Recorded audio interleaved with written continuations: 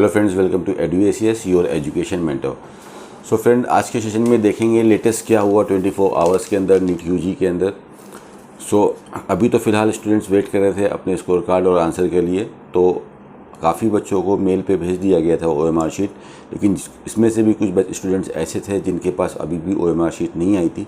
तो लेटेस्ट अभी थोड़ी देर पहले आज आप लोग को NTA ने अपनी ऑफिशियल वेबसाइट के ऊपर OMR शीट भी अवेलेबल कर दी है और आंसर की भी अवेलेबल कर दी है। तो अब सभी बच्चे जिनके पास मेल पे नहीं आई थी OMR शीट, अपनी NTA पे जाके अपनी क्रेडेंशियल से लॉगिन करके अपनी OMR शीट देख सकते हैं और आंसर की देख सकते हैं और फाइनल आप मैच कर सकते हो कि आपका फाइनल स्कोर क्या आ रहा है। और वहाँ पे चैलेंज का भी ऑप्शन दे रखा है कि इन केस अगर आप सेटिस्फाइड नहीं हो, कोई रीज़न है, कोई डिस्क्रिपेंसी आ रही है, तो वहाँ पे आप अपने क्वेश्चन को चैलेंज कर सकते हो। उसके लिए फीसेस है 1200 रुपीज़ की। अगर आपको लगता है कि NTA ने जो आंसर दिया वो गलत है और आपका आंसर सही है, तो आपको 1000 रुपीज़ पर क्वेश्चन के हिसाब से पे करना रहेगा और नीचे आपको उसका सॉल्यूशन देख के उस पर अपलोड करना रहेगा कि आपके हिसाब से जो आप सही आंसर दे रहे हो उसका सॉल्यूशन क्या है, और उसको आपको वहाँ पे अपलोड कर देना है। और अगर आपको लगता है कि आपके द्वारा दिया गया आंसर गलत है, तो फिर वहाँ पे 200 रुपीज़ के हिसाब से आपको पेमेंट करना है। तो चैलेंज का भी ऑप्शन अवेलेबल हो गया है फाइनल। अब यहाँ पे देखते हैं OMR शीट भी आ गई है, आंसर की भी आ गई है। तो आज फाइनल स्टूडेंट्स, कोई भी स्टूडेंट हो, अपना स्कोर देख सकता है कि उसका फाइनल स्कोर क्या आ रहा है NTA के अकॉर्डिंग। आपके पास OMR शीट है, आंसर शीट है, आप अपना फाइनल स्कोर नीट का निकाल सकते हो। और 17 लास्ट डेट है चैलेंज करने की। तो इससे हम ये देख सकते हैं कि 17 तारीख तक आपका चैलेंजिंग का प्रोसेस चलेगा। 1 से 2 दिन वेट किया जाएगा चैलेंजिंग का क्या प्रोसेस है, और नियर अबाउट 20 तारीख तक हमारा स्कोर कार्ड आ जाना चाहिए। और स्कोर कार्ड आने के बाद 20 तारीख के बाद नियर अबाउट 25 से हमारी काउंसलिंग एक्टिविटीज़ स्टार्ट हो जाएंगी। तो ये रिसेंट अपडेट हुआ है 24 आवर्स के अंदर NTA नीट यूजी के अंदर। बाकी फ़िलहाल अभी किसी स्टेट ने अपना नोटिफिकेशन नहीं निकाला है काउंसलिंग से रिगार्डिंग। IPU हो सकता है और रिज़ल्ट आने के बाद दोबारा से एक बार रजिस्ट्रेशन निकाल दे और उसके बाद पैरेलली MCC अपनी काउंसलिंग कराएगा और MCC के बाद सारे स्टेट से अपने काउंसलिंग के लिए नोटिफिकेशन निकाल देंगे। उसमें फिर आपको अपने स्कोर के अकॉर्डिंग रजिस्ट्रेशन कराना है और रजिस्ट्रेशन करा के काउंसलिंग में पार्टिसिपेट करके सीट अलॉटमेंट लेके ज्वाइनिंग फॉर्मेलिटीज़ को कंप्लीट करना है दोस्तों। तो बस ये लास्ट फेज था। आज अपना फाइनल स्कोर आप लोग कैलकुलेट कर लीजिए। उसके बाद स्कोर कार्ड आने के बाद चीज़ें और क्लियर हो जाएंगी कि फाइनली स्कोर ये आ रहा है, तो आपकी रैंक क्या बन रही है आपके स्कोर के ऊपर। और रैंक का आइडिया मिलने के बाद फिर अपने रैंक के अकॉर्डिंग आप लोग को टारगेट करना है कि ये सारी काउंसलिंग में से हम कौन सी काउंसलिंग को सेलेक्ट करें और कौन सी काउंसलिंग में सेलेक्ट करके अपनी सीट को लें। तो ये माइनर से चेंजेस हुए हैं 24 घंटे के अंदर। इसके अलावा अब कुछ कल के मेजर क्वेश्चंस देख लेते हैं, उसके ऊपर डिस्कशन कर लेते हैं कि क्या उसके सॉल्यूशन हो सकते हैं। पहला क्वेश्चन लेते हैं भवानी सक्सेना जी का। क्वेश्चन है, sir how to apply for government quota seat in private medical college of another state like Karnataka etcetera. देखिए, गवर्नमेंट कोटा का बिल्कुल कॉन्सेप्ट क्लियर हो जाना चाहिए कि गवर्नमेंट कोटा का जो सीट है वो हम अपने स्टेट के अंदर कर सकते हैं, अदरवाइज़ ऑल इंडिया कोटा के अंदर कर सकते हैं। सेमी गवर्नमेंट के लिए जो कन्फ्यूज़न रहता है, सेमी गवर्नमेंट भी अगर आपके स्टेट के अंदर सेमी गवर्नमेंट कॉलेज है तो आप काउंसलिंग कर सकते हो। किसी अदर स्टेट में जाके आप सेमी गवर्नमेंट में काउंसलिंग नहीं कर सकते हो। आप गुजरात के हो तो गुजरात के सेमी गवर्नमेंट में काउंसलिंग कर सकते हो GMRs में, लेकिन आप महाराष्ट्र में जाके काउंसलिंग नहीं कर सकते हो।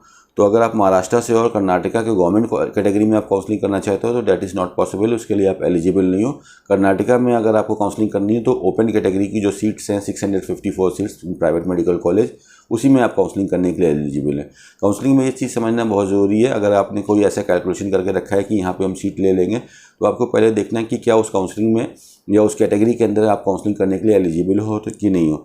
तो भवानी जी, आप महाराष्ट्र से हो, कर्नाटका के अंदर आप काउंसलिंग गवर्नमेंट कोटा के अंदर नहीं कर पाओगे। If you wish to do the counselling in Karnataka तो आप ओपन कैटेगरी के अंदर काउंसलिंग कर सकते हो, अदरवाइज NRI या अदर कैटेगरी में करेंगे, उसमें फीसेस काफ़ी ज़्यादा बढ़ जाती हैं। उसके बाद अलिया अजीज़ का नेक्स्ट क्वेश्चन है, sir I am getting 552 in NEET 2021, can I get college in Jharkhand in state quota in general category. Jharkhand के अगर हम देखते हैं कि झारखंड का इस साल क्या क्या कट ऑफ जा सकता है, तो झारखंड में लास्ट ईयर 602 पे क्लोजिंग थी। इस बार जनरल के लिए 579 के आसपास की क्लोजिंग एक्सपेक्टेड है। तो आपका 552 आ रहा है, 579 के आसपास की क्लोजिंग एक्सपेक्टेड है। तो अलिया जी, आपका झारखंड में गवर्नमेंट सीट में होना मुश्किल है। इफ़ यू विश तो आप प्राइवेट मेडिकल कॉलेज में लो फीस वाले के लिए टारगेट कर सकते हो, कर्नाटका की काउंसलिंग के लिए भी टारगेट कर सकते हो। और ड्यू टू एनी रीज़न अगर आपको गवर्नमेंट सीट ही चाहिए तो आप आयुष के सीट्स के लिए आप टारगेट कर सकते हो, उसमें आपको गवर्नमेंट सीट मिल जाएगी BMS एंड BHMS के लिए। नेक्स्ट क्वेश्चन है आदित्य यादव का, sir 590 OBC UP I also have DU quota, तो डीयू कोटा के अंदर से तो 590 पे सीट नहीं आ पाएगी। यूपी के अंदर अच्छी चांसेस हैं कि 590 पे आपको ओबीसी कोटा से सीट मिल जाएगी। आपने पूछा है कि मेरी अप्रोच क्या होनी चाहिए। अप्रोच आप सिंपल रखिए, पहले आप एमसीसी की काउंसलिंग में रजिस्ट्रेशन करिए, वहाँ पे ऑल इंडिया कोटा के जितने भी चॉइसेस हैं उन सबको कवर करिए, मैक्सिमम वहाँ पे चॉइसेस दे के आइए, वहाँ का अपना अलॉटमेंट देखिए और उसके बाद आप अपनी यूपी की काउंसलिंग करिए, वहाँ का अलॉटमेंट देखिए, दोनों में से आपको जो बेटर अलॉटमेंट मिलता है उस सीट के साथ आप ज्वाइनिंग करके आगे प्रोसीड कर लीजिए, सीट आपको डेफिनेटली मिल जाएगी 590 के ऊपर। थर्ड क्वेश्चन है शौर्य यादव का, sir it's better to take admission in private medical college in Bangalore or newly made government medical college. इसमें देखिए शौर्य, आप सभी लोग का अपना तरीका होता है सोचने का। अगर आपको फिनेंस की कोई प्रॉब्लम नहीं है तो सबसे मेन चीज़ जब हम एडमिशन लेते हैं तो वो होता है about my quality of education, हम किस क्वालिटी की एजुकेशन हमको वहाँ से मिल सकती है। तो गवर्नमेंट मेडिकल कॉलेज है, अच्छी बात है, लेकिन नया मेडिकल कॉलेज है तो उस हिसाब को आपको वहाँ पे फैसिलिटीज़ नहीं मिल पाएंगी। तो बेटर है कि अगर आप पुराना मेडिकल कॉलेज लेते हो, एक अच्छा ब्रांड आपको मिल सकता है, बेंगलोर का कैंपाकोड़ा, एमएस रमैया, वैदेही, तो उसके साथ आप जो स्टार्ट कर लो, वो ज़्यादा बड़ा ऑप्शन रहेगा अगर आपको फ़ीस के कोई इशू नहीं है। इनकेस कोई मॉनेटरी आपके ऊपर बर्डन पड़ रहा है तब आप गवर्नमेंट मेडिकल कॉलेज के साथ स्टार्ट करो और फिर वहाँ पे अच्छा परफॉर्म करके आगे आप प्रोसीड कर सकते हो। नेक्स्ट क्वेश्चन है, नाम नहीं लूँगा क्वेश्चन का, इसमें यूज़र का, इसमें क्वेश्चन ये है, sir in my daughter's OMR sheet only 61 bubbles are filled but she had attempted 169 questions, please help me and raise the issue। देखिए, जो OMR शीट होती है उसको बच्चे पेन से फिल करते हैं, पेंसिल से फिल नहीं करते हैं। अगर हमने कहीं पे OMR शीट के अंदर पेन से कोई आंसर को फिल कर दिया है तो उसको रब नहीं किया जा सकता है, इरेज नहीं किया जा सकता है, उसी के ऊपर ही आपका करेक्शन आएगा। हो सकता है क्वेश्चन गलत हो या सही हो, वो डिफरेंट मैटर है, लेकिन वहाँ पे उसको इरेज नहीं किया जा सकता है। तो यहाँ पे आप अपना सोर्स ऑफ इंफॉर्मेशन चेक करिए कि आपने 61 ही मार्क किए थे कि 169 मार्क किए थे। आंसर की भी अब आपके सामने है, OMR शीट भी आपके सामने है, तो उससे आपको पता चल जाएगा। अगर आपकी OMR शीट में आप देख रहे हो कि आप सोच रहे हो कि 169 हमने मार्क किए थे और 61 ही दिखाई दे रहे हैं, तो ऐसा पॉसिबल ही नहीं है। NTA उसको इरेज नहीं कर सकता है पेन के ब्लैक पेन वाले मार्क्स को। फाइन, तो ये कई बार हम लोगों को पहले भी प्रीवियस अपने एक्सपीरियंस में देखने को मिला है कि बच्चों ने कुछ और इन्फॉर्मेशन दी और रियलिटी कुछ और हो रहा है, और चैलेंज करने के बाद भी हमारा कोई फ़ायदा नहीं हुआ। हमको पता चला कि बच्चों ने ही प्रेशर के वजह से गलत बोला है। तो आप इसको यहाँ पे चेक करिए और उसके बाद अगर आपको इशू लग रहा है तो अभी चैलेंज का ऑप्शन खुला हुआ है, आप चैलेंज कर सकते हो, NTA को मेल कर सकते हो और आप NTA पे फिजिकली भी जाके बोल सकते हो। अगर आपको लग रहा है कि आपकी बात सही है तो आपके पास सारे ऑप्शंस है, सारे अवेलेबल है। आप RTI भी डाल सकते हो, PIL भी डाल सकते हो। बट अगर हम इसको थोड़ा सा लॉजिकली देखते हैं तो अगर पेन से मार्क करके आया हूँ मैं 169 क्वेश्चन और OMR शीट आ रही है उसमें 61 ही क्वेश्चन दिखाई दे, this is not possible at all. कई बार ज़्यादा प्रेशर की वजह से बच्चे सही इन्फॉर्मेशन नहीं देते हैं, तो आप इस एंगल से भी इसको चेक करके रखिए। Fine sir, please explain about procedure of CMC Vellore admission. CMC Vellore आप लोग से पहले ही एप्लीकेशन ले चुका है समीर अमन जी। जिन बच्चों को CMC वेल्लोर में रजिस्ट्रेशन करना था वो आपसे पहले रजिस्ट्रेशन ले चुका है। अब नीट का स्कोर कार्ड आने के बाद आपको CMC वेल्लोर की पर्टिकुलर वेबसाइट पे जाके अपना स्कोर को अपलोड कर देना है। स्कोर अपलोड करने के बाद वो आपको एक कंफर्मेशन पेज देगा, उसको आपको अपने रेफरेंस के लिए रख लेना है। उसके बाद जब तमिलनाडु अपना रजिस्ट्रेशन ओपन करेगा कैटेगरी B के लिए, मेमन कोटा सीट के लिए, तब आपको मेमन कोटा से CMC वेल्लोर को फिल कर देना है। 50,000 रुपीज़ की फीसेस रहती हैं और फिर आपकी फाइनल मेरिट लिस्ट में नाम आ जाएगा। तो नेक्स्ट प्रोसेस रहेगा CMC की वेबसाइट में जाके स्कोर अपलोड करना। उसके बाद का नेक्स्ट प्रोसेस रहेगा तमिलनाडु के मैनेजमेंट सीट में जाके अप्लाई करना और मेरिट लिस्ट में नाम के लिए वेट करना। यह प्रोसेस रहेगा आपका। उसके बाद नेक्स्ट क्वेश्चन है अभिषेक ग्रेवाल जी का, Inspector sir, I have completed my 10th and 12th from Rajasthan and the address on my Aadhaar card is of Haryana, so in which state quota can I apply? देखिए, केवल address से कुछ नहीं होता है। अगर आप प्रॉपर हरियाणा के अंदर से हो, वहीं से सारी स्कूलिंग है, वहीं का आपका रेसिडेंट है और उसके बाद भी आपने राजस्थान से 10th 12th किया है, तो आपको जो डोमिसाइल मिलेगी वो हरियाणा की मिलेगी। केवल 10th और 12th के बेसिस पे सिर्फ दिल्ली में वेटेज मिलता है, राजस्थान में नहीं मिलता है। नेक्स्ट क्वेश्चन है रणछोड़ सोलंकी जी का, अदर स्टेट में प्राइवेट कॉलेज में एडमिशन लेना है तो डोमिसाइल सर्टिफिकेट नेसेसरी है? बिल्कुल नेसेसरी है। पहले ये रूल नहीं था, काफ़ी लोगों को कन्फ्यूजन होगा, लेकिन लास्ट ईयर से काफ़ी रूल चेंज हुए हैं। काउंसलिंग के अंदर रूल्स रेगुलेशन को बहुत ज़्यादा से ध्यान रखना है। डोमिसाइल बना लीजिए, प्राइवेट मेडिकल कॉलेज में एडमिशन लेना है चाहे गवर्नमेंट मेडिकल कॉलेज में एडमिशन लेना है, डोमिसाइल की डिमांड होती है। इन केस आपके पास डोमिसाइल नहीं है, डॉक्यूमेंट नहीं है, तो कई बार ऐसा होता है, लास्ट ईयर भी काफ़ी बच्चों को इश्यूज़ आए थे कि डॉक्यूमेंट वेरिफिकेशन से उनको वापस कर दिया गया था।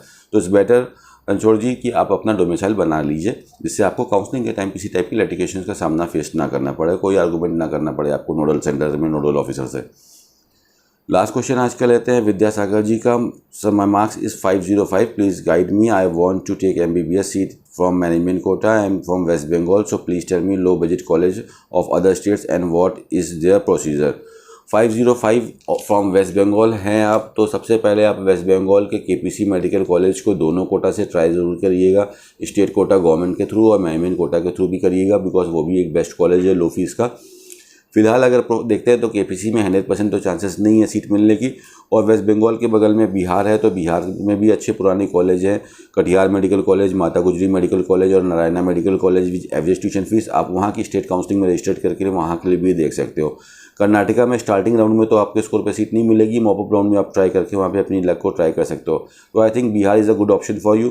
और एल्स उसके बाद अगर आपको ओपन स्टेट्स में देखना है तो बहुत सारे ओपन स्टेट में आपको सीट मिल सकती है, जैसे कि आपको उत्तराखंड में भी सीट मिल जाएगी, उत्तर प्रदेश में भी, हरियाणा में भी, झारखंड में भी, और 505 में आपके पास चांसेस हैं कि तेलंगाना के भी अच्छे हैदराबाद वाले कॉलेज, अपोलो, कामुनी, इन सब कॉलेज में भी आपको सीट मिलने की चांसेस रहेंगी। तो ये सारे ऑप्शन हैं, इसी का फ़ायदा उठाइए और काउंसलिंग को एक अच्छी अप्रोच के साथ करिए। और आज के सेशन में बात कर लेते हैं थोड़ा सा उड़ीसा वाले बच्चों के लिए कि उड़ीसा के जो स्टूडेंट्स हैं आप लोग की क्या काउंसलिंग अप्रोच रहनी चाहिए। उड़ीसा के अंदर टोटल 9 मेडिकल कॉलेजेस हैं, 2 प्राइवेट हैं और 7 गवर्नमेंट मेडिकल कॉलेज हैं। लास्ट ईयर से आप 20 मार्क्स को माइनस करके चलिए, एक जनरल सा फॉर्मूला लेके चलिए, उससे आपको एक अच्छा आइडिया मिल जाएगा। अगर हम कॉलेज टू कॉलेज अगर हम देखते हैं तो कॉलेज टू कॉलेज SCB में लास्ट ईयर 635 पे सीट फिनिश हुई थी। SCB इस बार आपका 615 तक सीट देने की चांसेस बन सकती है, 620 तक SCB के अंदर सीट आ जाएगी। और अगर आप बहरमपुर की बात करते हो तो बहरमपुर में नियर अबाउट आपका 595 तक सीट आने की चांसेस बनेगी। उसके बाद अगर हम बात करते हैं VSS बुल्ला की, तो VSS बुल्ला के अंदर लगभग 590 तक सीट आने की चांसेस बनेगी। और उसके बाद अगर हम बात करते हैं बालासोर की, तो बालासोर के अंदर नियर अबाउट 580 तक सीट आने की चांसेस बनेगी। उसके बाद अगर 5th नंबर के कॉलेज की बात करते हैं बारीपादा की, तो वहाँ पे हमारा नियर अबाउट 580 नंबर तक, 579 नंबर तक सीट आने की चांसेस बनेगी। That could be even 578 also, ज़्यादा फ़र्क नहीं आएगा उसमें। उसके बाद अगर हम बात करते हैं बालंगीर की, तो इसमें अगर आपका सीट देखते हैं जनरल कैटेगरी से, तो नियर अबाउट 575 तक सीट आने की चांसेस हैं। तो ओवरऑल अगर हम गवर्नमेंट सेक्टर के अंदर देखते हैं उड़ीसा को, तो उड़ीसा गवर्नमेंट सेक्टर के अंदर आपका नियर अबाउट 568 नंबर तक हमारा कैलकुलेशन है कि जनरल से गवर्नमेंट के अंदर सीट आपको मिल जाएगी। और उसके बाद फिर आपको यहाँ पे EWS से हो तो 562 नंबर तक सीट मिल सकती है। SC तो है तो 486 तक सीट मिल सकती है आपको, और ST के लिए 342 तक सीट मिल सकती है। इसके अलावा वहाँ पे 2 प्राइवेट मेडिकल कॉलेज है, दोनों कैंपस हाईटेक के हैं। तो हाईटेक के अंदर भी अगर हम देखते हैं दोनों कैंपस को, तो इस बार near about there can be chances की 555 नंबर तक 555 तक सीट जाने की चांसेस बनेगी। इसके अंदर अदर स्टेट वाले काउंसलिंग नहीं करा सकते हैं, केवल उड़ीसा के बच्चे काउंसलिंग करा सकते हैं। और उड़ीसा के जो दो डीम यूनिवर्सिटीज़ हैं, दोनों बहुत ही अच्छी डीम यूनिवर्सिटीज़ हैं, कलिंगा और IMS some, one of the best universities of India. तो इसमें तो कोई भी बच्चा काउंसलिंग करा सकता है। कलिंगा नियर अबाउट 460 के आसपास का कट ऑफ लेके मैनेज चलेगा, और IMS सम का 400 प्लस का कट ऑफ लेके चल सकते हो IMS के लिए। ये भी बहुत अच्छे ऑप्शन है। तो आप ये स्कोर के अंदर देख लो कि इस स्कोर के अंदर आपका आ रहा है तो अपने स्टेट को टारगेट करो। अगर आप देख रहे हो कि आपका स्कोर कम आ रहा है, 400 के आसपास का स्कोर आ रहा है, 450 का आ रहा है, या 500 के आसपास का स्कोर आ रहा है, तो आप अदर स्टेट के लिए टारगेट करो, और अदर स्टेट में जहाँ पे आपको सीट मिल सकती है उस सीट के साथ कंटिन्यू करिए फ्रेंड। तो ये था आज का सेशन। लेटेस्ट बस यही हुआ है कि हमारी OMR शीट आ गई है, आंसर की आ गई है। अब सभी बच्चों के पास OMR शीट आ जाएगी, बिकॉज NTA की ऑफिशियल वेबसाइट पे आ गया है। तो वहाँ पे आप लॉगिन करके कोई भी अपनी OMR शीट को चेक कर सकता है। और अगर आपको लग रहा है कि इसके अंदर कुछ चैलेंज करना चाहिए, किसी आंसर से आप सेटिस्फाइड नहीं हो, तो चैलेंज का भी ऑप्शन ओपन है। आप ऑनलाइन चैलेंज करके पेमेंट कर सकते हो। 17 लास्ट डेट है। होपफुली 20 तारीख तक हमारे पास रिजल्ट आ जाएगा। उसके बाद हम अपनी काउंसलिंग एक्टिविटीज़ में आगे बढ़ेंगे फ्रेंड्स। अब तक आपको होपफुली काफ़ी ज़्यादा आइडिया मिल गया होगा कि काउंसलिंग हमको कैसे करनी है, और इसी नॉलेज के बेसिस पे आप अच्छी काउंसलिंग कर पाओगे। उसके बाद भी अगर आपको किसी तरह की इश्यूज़ आ रहे हैं, आप नहीं चाह रहे हो कि काउंसलिंग में कोई गलती और हम बेस्ट सीट हमको जो हमारा स्कोर डिज़र्व करता है वो मिल जाए, तो उस कंडीशन में आप EduSS के भी इसकी सर्विसेज भी ले सकते हो। उसमें हमारी टीम आपकी हेल्प करेगी कि आपसे कोई गलती ना हो और अपनी सीट, अपने स्कोर पर बेस्ट अलॉटमेंट आपको आसानी से मिल जाए फ्रेंड्स। कल के सेशन के लिए अगर आपको कुछ इंपॉर्टेंट क्वेश्चन है तो कमेंट बॉक्स में डाल सकते हो कि कल के सेशन में हम उसको कवर कर लें, कि आपको उसके आंसर बताए जा सके, और अपने स्टेट भी आप रेफर कर सकते हो कि आपके स्टेट को कल के सेशन में इंक्लूड कर सके। फ्रेंड, तब तक के लिए thank you so much, all the very best for your NEET score and your counselling activities. Thank you so much.